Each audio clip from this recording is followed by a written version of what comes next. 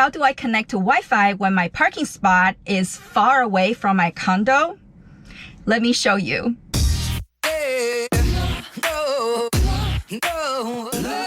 Hi, I'm Joy. Welcome to my channel. If this is your first time here, I document my Tesla Model 3 owner experience to help new and future owners learn more about this car. If you find my videos helpful and informative, please consider subscribing. Lately, I've been asked quite a bit by new Model 3 owners about how I'm able to connect my car to a Wi-Fi network to download software update since I live in a condo or multi-unit community.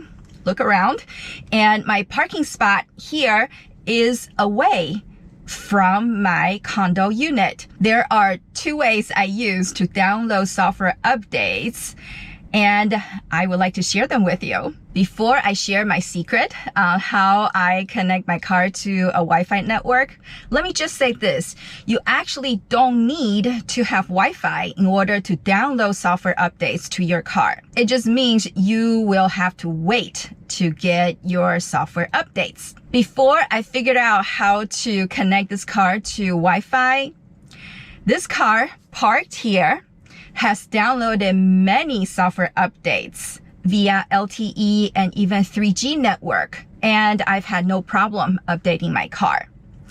If you are impatient like me and you can't wait to get your software updates, then Wi-Fi is a must. But keep in mind, you don't need to have Wi-Fi in order to get your software updates. The first method that I use to connect my car to Wi-Fi while parked here is I invested in a mesh Wi-Fi network. Before, I had a Wi-Fi router, and obviously that range is not very far. I started looking into how I was able to extend that range, and I tried range extenders. They do not work. So do not use range extenders. They absolutely do not work. You do need to invest a little bit more money and get yourself a mesh Wi-Fi network.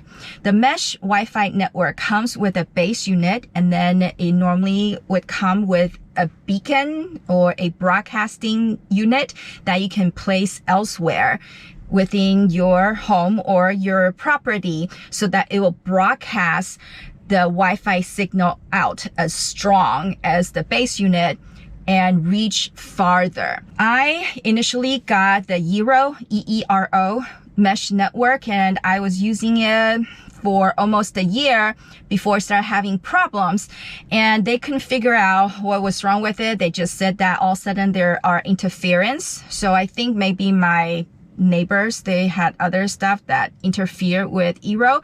So I gave Eero to my mother, who has a house, and she's happy with it because there's no interference. I switched from Eero to Google Nest Wi-Fi, and it's been working out beautifully. Just to give you a perspective on my parking situation, I am fortunate enough that my unit is actually facing the parking lot, and my parking spot here is the very first parking spot that's closest to my unit.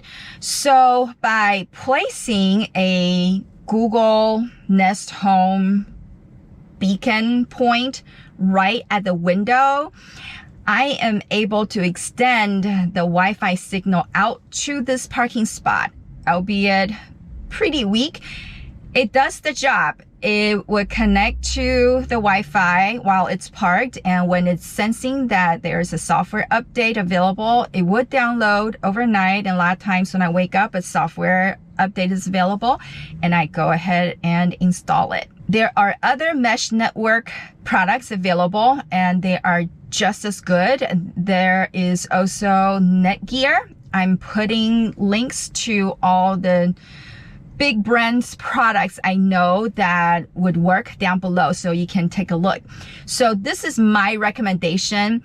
If your unit is not terribly far away from your parking spot, I highly recommend that you invest in a mesh Wi-Fi network and extend your Wi-Fi network that way, reaching to your car. The second way that I use to connect my car to a Wi-Fi network is actually turning on the hotspot on my cell phone. Most of the carriers nowadays, they do include cellular hotspot as part of the service that they provide.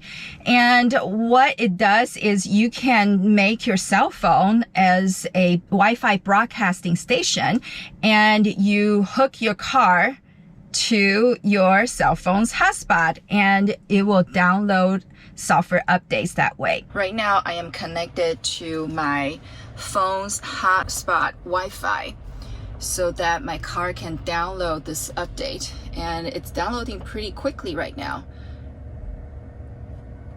This is my little hack for when I'm outside with no Wi-Fi connection. This is how I download and install my software update. I just arrived at my destination and my car just self-parked. 23 minutes, just about to download the software, and now I can update. So I'm going to go into my appointment, and when I come out, I will have a brand new car with this software update. Sometimes when I am at work, I would get software updates ready to download on my Tesla app. So what I would do is I would turn on my hotspot and have my car connect to my cell phone's hotspot and download the software update that way. Once I checked, there was an update that was about 2 gig big, and I had my car connected to my cell phone hotspot all the way home in traffic. Took about maybe 45 minutes for the software to download. And once I'm parked at home, I let it install, and it worked beautifully. So if your condo or apartment unit is just too far from your parking spot,